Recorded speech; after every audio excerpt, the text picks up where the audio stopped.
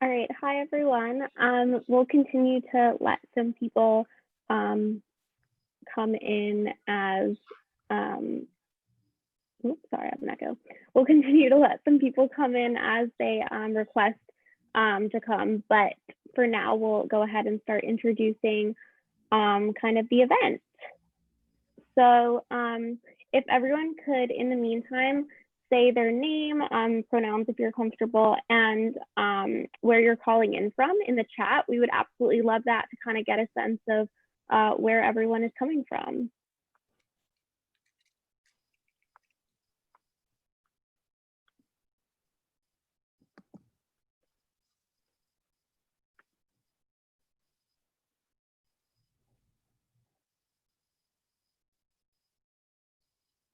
Wow.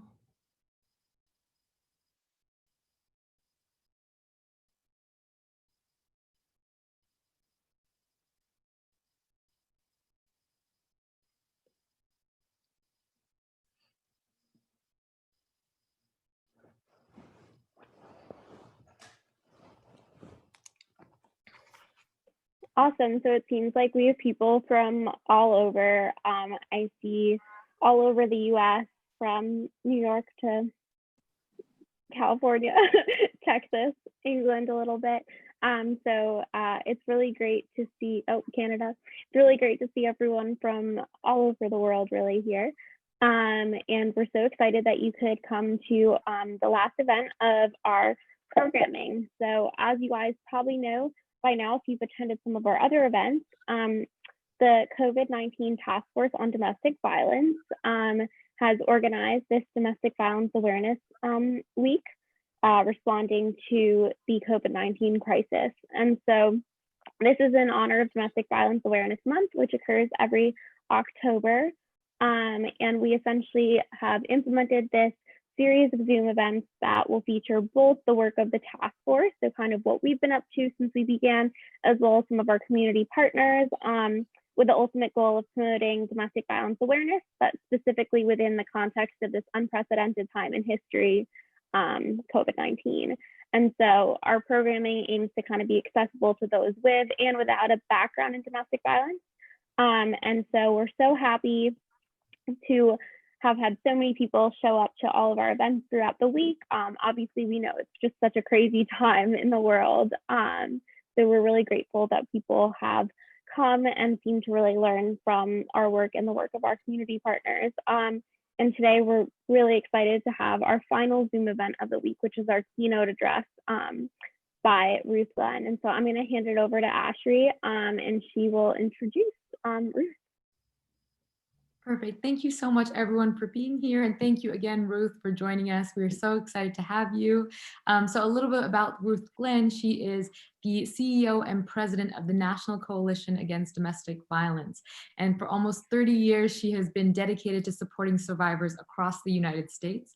Prior to her work at NCADV, she was involved in the Human Services at Colorado Department for 28 years. And for 9 of those years, she served as the director of the Domestic Violence Program.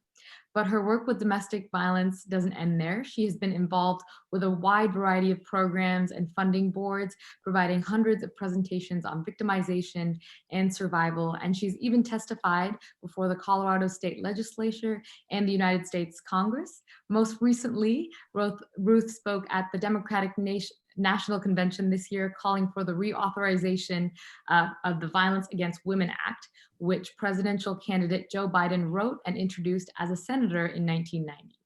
And in line with the COVID-19 Task Force on Domestic Violence's mission to investigate, educate, and advocate on behalf of survivors during this pandemic, we look to amazing service providers like NCADV, who have served for decades, and leaders in this field like Ruth Glenn, who have supported survivors for so long, to advice and guidance on how to best support survivors during this especially difficult time. So we're really excited to have her speak with us today. And thank you so much for your time and all the work you have done to support survivors. Thank you so much, Audrey. And I just have to tell you, I can't tell you how much I appreciate you, you and your colleagues for having such a task force. It's one of the only ones, a group that I have seen totally activated during this time and doing such things as this webinar series and the seminar series to do what we can to make change. So I applaud you all. And I looked over your series and really important topics that you've had. You know, we need qualitative data and quantitative data, and we need to have discussion about it. So I hope up to this point that everyone has gotten what you set out to get, which is to be educated, informed, and being able to impact change as we move forward. So thank you all so much for having me here. I'd like to tell you really quickly about the National Coalition Against Domestic Violence.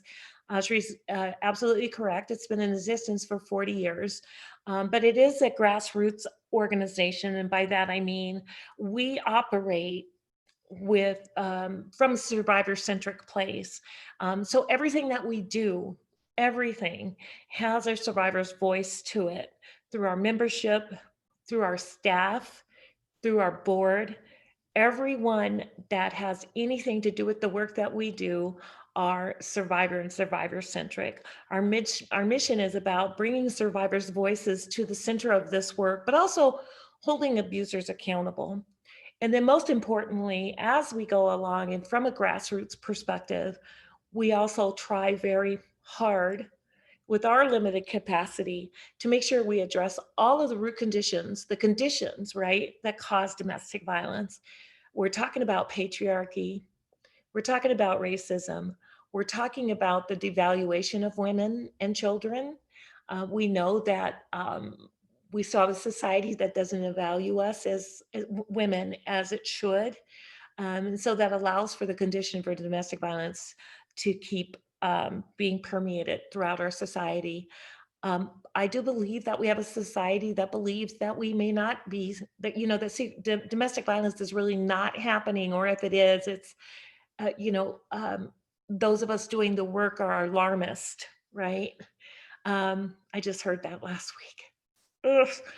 Anyway, but what I challenge folks to say is, I want you to get 10 women in a room, and I want you to begin to talk about what you know about domestic violence, and then watch what happens.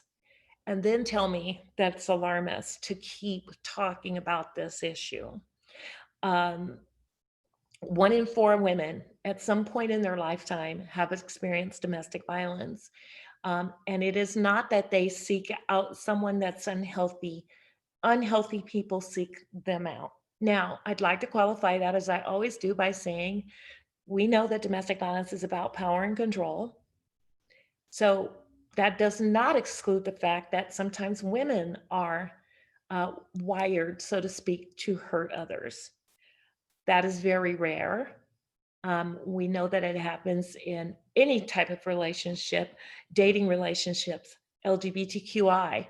It just is about power and control. But if you look at the root conditions of domestic violence, we know that it's rooted in patriarchy because the power comes from that framework, right?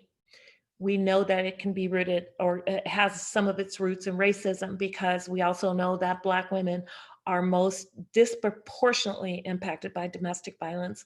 We know that it's rooted in poverty. I mean, the list goes on and on and on. So as NCADV, we don't try to tackle one at a time, because again, you know, it could take all of you all of my team, and then double that to address every issue, and that's just not going to happen. But conversations like this and keynotes like this and having the awareness like this um, helps people understand that we're not alarmist. It is true that domestic violence exists, and it is rooted in all of those things that are unhealthy to begin with. And our society is still connected into those things. So our work has been very interesting, particularly the last couple of years, given the change in what's been happening nationally, really having racism and racial inequities come to the surface. I'll give you one example. We had a DV provider who lost their funding because they put a Black Lives Matter sign in their yard, in their safe house yard. And their sheriffs pulled their funding from them. It breaks my heart because it goes back to, well, if we're not talking about those conditions, and it's not just about Black Lives Matter, it's about poverty and it's about all of those other things. But if we're not talking about those and allowing those that are serving people who are harmed, um, we're still in a really bad place. So those types of things have been happening a lot the last couple of years. So I go back to how much I appreciate you all tackling this issue. So I'll talk a little bit about COVID and what's been happening. I did want to let you know that our conference ended up with 325 people in it, which was amazing because we usually have up to about 500 in person. And then when we had to switch to virtual, oh, but 325 people showed. And we covered all of those issues that we could in that conference. We had 39 workshops. That was with one cancellation, but we covered such issues as Black women in DV. We covered such issues as crises, how do shelters respond to crises like a pandemic? What does it mean to talk about all of those conditions within the context of domestic violence, and how can we help advocates with that? So I did want to mention that, and we'll be having our conference again in September of next year, and I'll make sure that Audrey has that information because we do see it as what we like to frame it as the only national conference that deals specifically with domestic violence, but also tries very hard to address those emerging issues as well as the root causes, so that we can make sure that you all and advocates, and believe it or not, we have about 25% of our attendees are survivors who feel like this is the place they can come and get their voices heard, and it always warms my heart. And by the way, I'm a survivor myself, and feel impassioned every day that I wake up to try to figure out how to make a difference. I also wake up many days very tired, but that's beside the point. Um, I can also laugh about some of this stuff because if we don't keep our sense of humor, oh my goodness, it would not be healthy for any of us. So let's talk about um, COVID, what NCADV has done, the fear that we feel, and then what DV service providers have done. And I prefer to call them DV programs because they're helping survivors find what they need. But when we call it service provider, I feel like that's taking empowerment away from victims. That's my own personal thing. It's not a subscribed theory or anything. So COVID began in March. I know you all didn't know that, but it did. Um, and I got to tell you, that first week was very concerning for us as NCADV because we did not know how we could best help domestic violence programs across the nation, right? What do we do? We can't drive up to each one of them and say, here's PPE, here's funding, here's vouchers for a hotel, all of those things. Then a few days later, I got even more concerned about survivors. So I'll address both of those really quickly. Domestic violence programs are always operating underfunded, under-resourced, right? It's only been lately that we haven't heard as many reports, although it's still happening, of having to turn people away, but that doesn't mean that they're not underfunded and under-resourced. It just means that they've tried to figure out how to make things work. Our DV programs folks and advocates are the most innovative, creative folks there are. We took a bad hit at the beginning of the year from a Florida coalition, and I just felt sick to my stomach about that because that is truly an outsider. That's what's the word I'm looking for?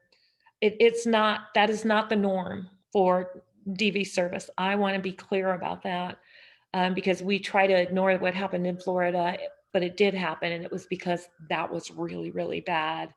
So they're always operating underfunded, under-resourced, but they always put on their thinking caps, very much like you all have done, putting this together and what we try to do daily. So we put together a resource kit for them on how to respond if they were a shelter. Because the other thing that's important to remember is not all of them are shelter, right? A lot of them are doing outreach, particularly in communities that need them to do outreach. Black communities, Latinx communities, LGBTQI communities, and making sure that those folks who are sometimes very uncomfortable going somewhere else, that they do outreach to them. So we put together a huge resource kit for them. We weren't the only ones, but we tried to come at it from a lens of how can we help you best provide what survivors need. We're not going to just concentrate on PPE. We're going to concentrate on idea development. Have you talked to your local car dealership to see if they can loan you another van? Those kinds of things. I'll give you a couple of examples of how innovative they are. One rural program reached out to me and said they knocked on some guy's door. I'm sure I'm hacking this to death. It's just we had so much information coming in, and said, you know, we're wondering if we could use your RV for a little while because we need to separate people, right? Where we used to be able to put maybe 2 families in a room, we can't do that anymore.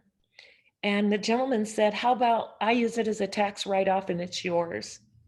So they were able to pull up an RV and get added and needed space, particularly during COVID. So that's just one example of how DV programs have responded. They have been able, thank goodness, to be able to tap into some entities who are providing COVID specific dollars. So that's been really good. Small grants from corporations, small grants from their local community organizations, such as that. So they are reporting that communities and corporations are recognizing that they're challenged more so than ever. So they've been able to use that money. What is the trick though? Is how do I use that money best to expand our capacity given the pandemic?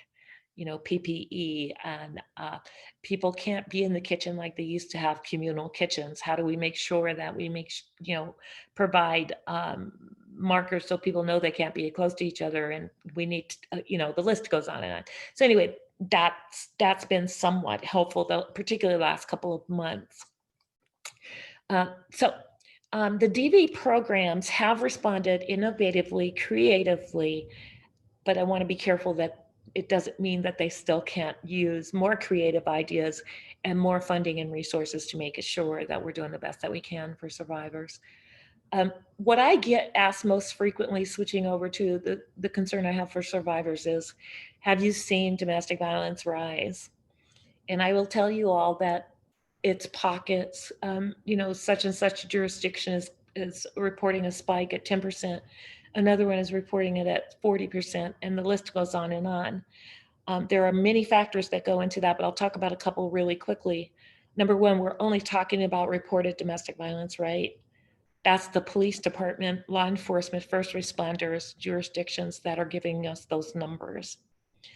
The second thing is, how are they collecting that number? I've always been very concerned about it, and more so now than when we're in a pandemic. What criteria are you logging domestic violence? Because we also know that quite frequently they get pled down. So if we're not doing it uniformly across the nation, our numbers are never going to look right. It's so bothersome to me because I'm not a data gal.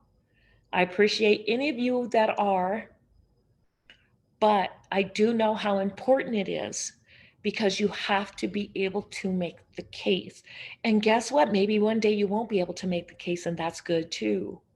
So I'm always concerned about how reporting is done. I'll tell you what concerns me too about the reporting.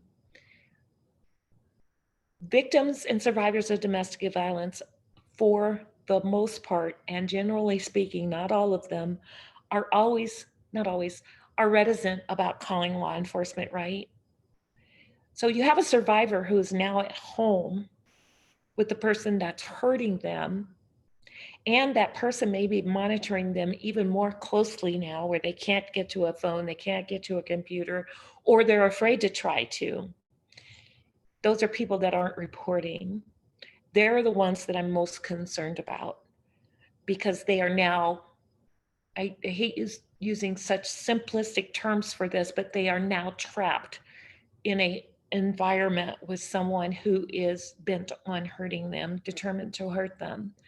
So with that said, I'm very concerned of what we'll see when our stay-at-home vaccines and those kind of things begin to happen, and we get back to whatever normal might look like when this is all over.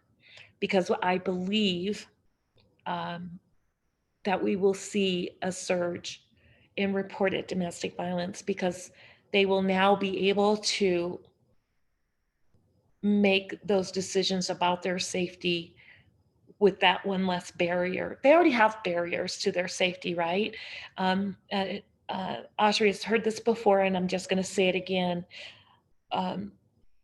It's simplistic to say, why doesn't she leave? Or why doesn't he leave? Why don't they leave? I have 3 children in school. I have 1 child in school. My faith tells me I need to stay here and work it out. I've never shared this with anyone because it's so embarrassing and humiliating. I don't know about resources. Oh, I have a full-time job, and I may not have even had access to my money, but I've got to keep that job if I ever want to think about leaving. The list goes on and on and on. And oh, by the way, it also includes, I love this person enough that I'm hoping it'll change. So I want us to always think about that when we're talking to others about domestic violence, when we're intervening for domestic violence, whatever it might be, that we have no idea what's going on for that particular person. That person and everyone is different. We've got to remember that too, that what works for Ruth may not work for Ashri, right? And so let's be thoughtful about that. I want to touch on a couple of other things before I invite questions. There are no others in the world who mean so much to me as advocates. These folks, and more men are serving in advocacy roles, by the way, which warms my heart as well. These folks, particularly during times like this, we heard the same thing happened at Hurricane Katrina, and the list goes on and on of these natural disasters that we don't think about. And particularly, we don't think about those who are less vulnerable, are more vulnerable, including domestic violence victims. And those advocates meet that challenge, sometimes at the expense of their own well-being and health. I remind advocates all the time, you can do better. Of course, I'm the one to talk, but whatever. You can do better when you take care of yourself and do what you can for somebody, instead of working yourself into a frenzy and missing the mark somehow.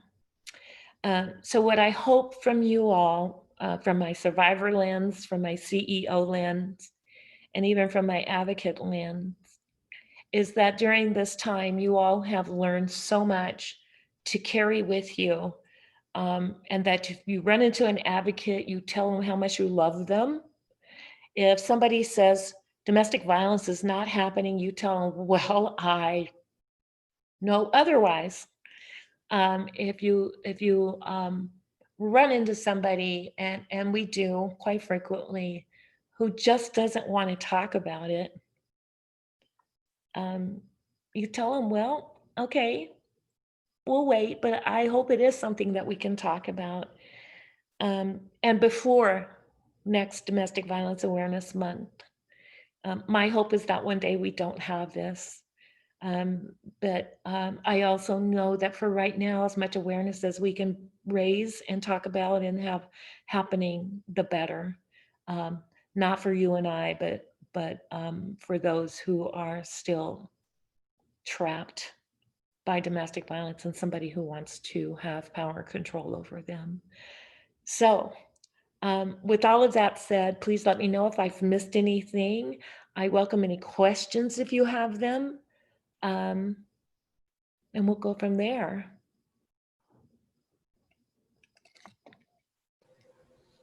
Awesome. Feel free to unmute yourselves if you have a question. You can also send questions in the chat or to any of us.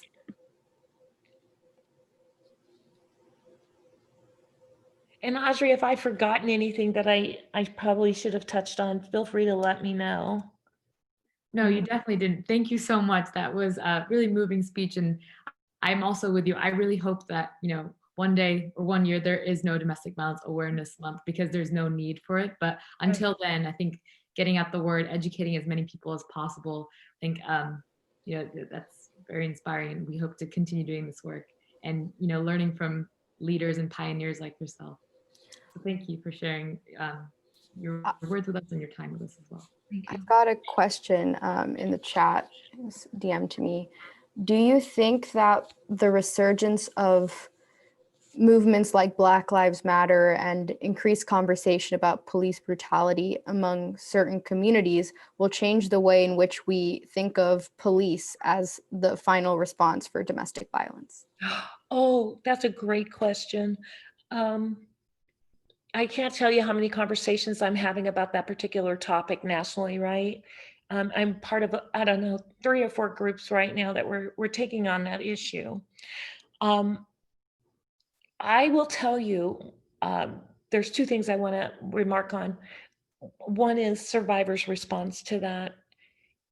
It's across the board. There are survivors that are quite comfortable calling the police, and I think we already know who those survivors might be, because they automatically have a comfort level. But there are also some survivors in communities that do have to address racial injustice, who also feel like, look, I only call the cop when I know I'm going to die. I don't call them for the incidences that lead up to that. I do call them because I know they may be able to wrestle my perpetrator down to the ground who's holding a gun on me, right? The second thing is we as a national movement are really struggling with this, because our fear is we don't meet the needs of some survivors if we say defund the police. I'm not in agreement with that term at all, but that is the stark reality. That's the starkness with which some people are talking about this, and it's actually very disturbing. But I do believe that this is going to the question, I do believe that this is an opportunity to talk about domestic violence in the context of that. Let's hear from survivors and make sure that as we're moving forward with racial justice and Black Lives Matter and all of those issues that I pray don't go away, that we make domestic violence a part of that conversation. Because it goes back to my original premise, which is if we're not talking about the root conditions that allow for it, quite frankly, we're never going to prevent it. So let's talk about Black women in communities who don't feel like they can. The last thing they want is their perpetrator shot, right? Let's talk about the Native American sisters who struggle anyway on their tribal lands, and they're still enduring injustices. So let's talk about all of those injustices that harm, quite frankly, people of colors and the people of color and those who are marginalized. And I'm including women in that, by the way. That's why VAWA is so important. Let's talk about women and domestic violence and sexual assault all in those conversations. Because if we don't, then we're missing a huge piece of what we can do to change. I hope that answered the question. I was going down a rabbit hole and then I pulled myself back. No worries. Thank you. Let's see other questions in the chat. I have a question, if I can ask.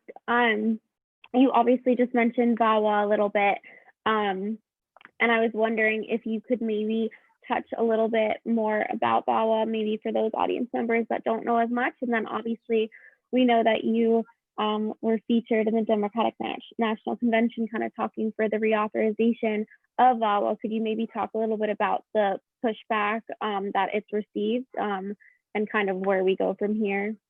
Absolutely. The Violence Against Women Act was signed by President Bill Clinton in 1994. God, I hope I have that right.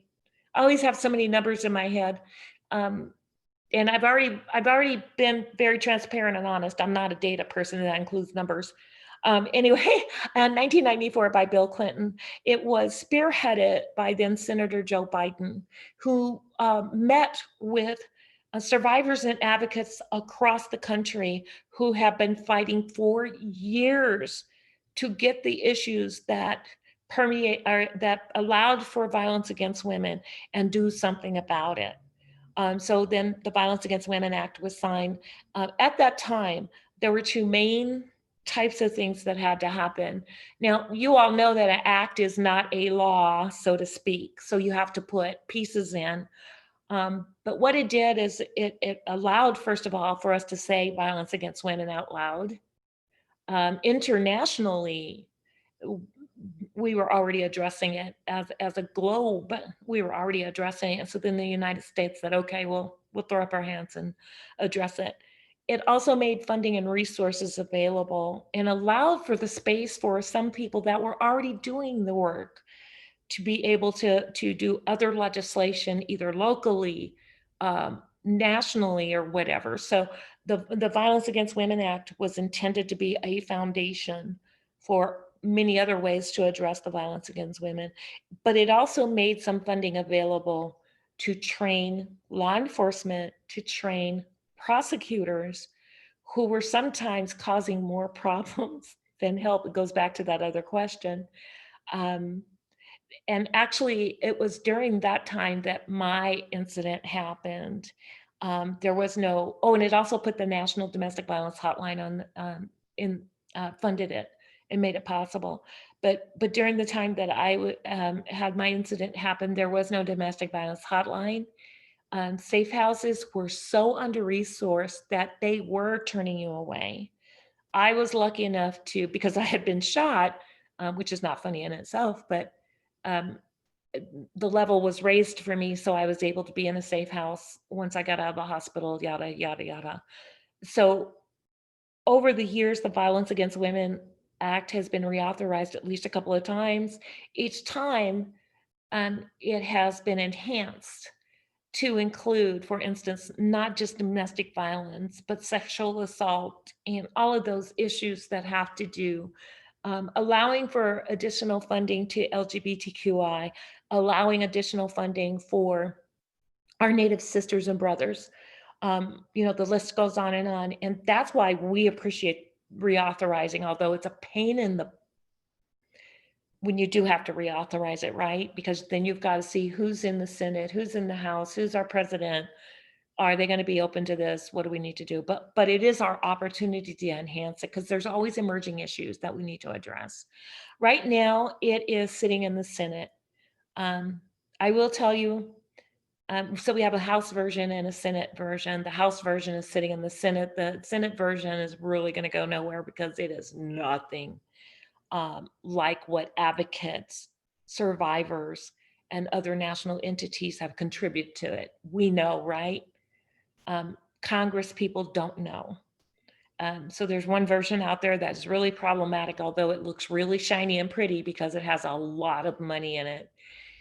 But the money doesn't address the issues that we need to get addressed, of really moving more towards prevention and making sure that marginalized folks get what they need so that we can help them. So the pushback has been the Senate's not going to entertain the House version because I think we know who the Senate is right now. The Senate's response was come up with their own version, and it is not palatable at all. So it's sitting there waiting. And we will not probably hear another word at this point until November 9th. And if we hear it then, that'll be a miracle. Not to be too political, but I think our vote, even if we're single issue voter and we're voting about what's right for women and their safety and well-being, it's no more important time than the vote this year. We have got to vote. And no matter your vote, it allows us to say, I voted for you. Now here's my expectation. You pass VAWA, or you do this, or you don't touch our funding. NCDB's two top priorities are making sure that whoever's in office does nothing to harm violence against the Family Violence Prevention Services Act, which is core funding for domestic violence programs. That they don't mess around with VOCA, because we've already had one scare with VOCA, and I tell you, it was pretty scary. And that's when we get letter writing and dear President Trump, please don't do that, please. The intersections of virus and domestic violence, we are seeing and it's very concerning. So what can we do to as we keep moving, make sure we address that? So those are our two priorities. My personal one is to do whatever I can to get the person in office personally who can address this and always has it from the place. Did I say that good enough? Yeah, I think that was very, very helpful overview of some of the major pieces of legislation. And I guess actually answers a question that I got in the chat about November 3rd being next week and what that means for survivors of domestic violence and domestic violence organizations. But maybe something I can add personally onto that is, do you think that this pandemic has caused a reemergence of debate, or like a re-energized debate, that do you think moving forward from this we'll see greater national conversation about domestic violence? Or is that more of a hope rather than what we predict? You know, as CEO, I can't tell you, some weeks I get 10 calls from the media, right? And then other weeks I get for a different span. The pandemic has been consistent where it's probably 2 to 3 a week, right? That is hopeful because there's still the focus on how we do that for. It's not the tragic stories, because actually, the Ray Rises and I'm looking at some very young ladies. Do you all remember Ray Rice, the football player? The video. Anyway, that came out about 4 years ago. It was horrible, but the response to that was very short-lived, right? In fact, we even seen a huge amount of donations that came in. When our president, the president-elect, we saw a huge surge of donations, a huge surge in the media, but it only lasted 2 weeks. I think that this conversation about domestic violence, our response, what is the impact, has to lie, and I think we should make sure that it stays there. Especially we can reshape the conversation, right? To say, okay, we're moving out of COVID response. What is to be present in women and lives? What can we do differently as a nation? So I do have hope about this, and I think that this conversation will continue for a long time. That's really good to hear. I just want to say, I think if there are any other questions, please send them to me now, or feel free to again unmute yourselves, guys, if you'd like. Wait a few seconds. But if not, I really just want to say thank you so much for your time and for sharing your insights, Ruth, especially about the power of advocacy and the unique barriers survivors are facing during the pandemic, especially in marginalized communities. Before I sign off, or well, hi first, I'm Sanjana. I'm another member of the strategy team of the task force. Yeah. And I just want to say ways in which our viewers and people who will watch this video later can help. One, again, donate to the National Coalition Against Domestic Violence. We put that link in the chat. And of course, we'll send out more information about that. Number two, our day of action is tomorrow, and I'm going to post the link to the flyer in the chat. But our community partners and volunteers have been basically printing out the wellness resource list and posting it in local stores and community centers. And that's just another way that survivors can have access to resources, anything from like mental health, mutual aid support, legal support, and domestic violence shelters. So if you can, do so safely, social distance and wear a mask, and post some flyers in your local community centers. And lastly, as we've touched on multiple times in this conversation, especially for American citizens on this call, November 3rd, this upcoming Tuesday, is the election. If you have not yet voted, please make sure you do so, whether that's in person on the day of, early voting in person, or even dropping off, if possible, your mail-in or absentee ballots. It is so incredibly important, and democracy works best when all those who are able to exercise their vote. But we do know that many communities, especially domestic violence survivors, face barriers to voting, which reminds us that voting is not only a right, but also a privilege. So check ID requirements, double check them, and check polling centers, and go vote. Thank you, everyone. Thank you again, Ruth, for your time and for being here with us today. Thank you so much. May I also suggest that for those of you, I would love it if you all could watch us too from afar on Twitter. So at NCADV and then at Ruth M. Glenn. I love Twitter. I don't know why. Yeah. My son goes, "Oh my God, you're too old for," I said, "What?" Oh, anyway. Thank you all so much for all that you're doing. I'm so impressed by you. Thank you. Thank you so much, Ruth. Bye. And thank you everyone for joining.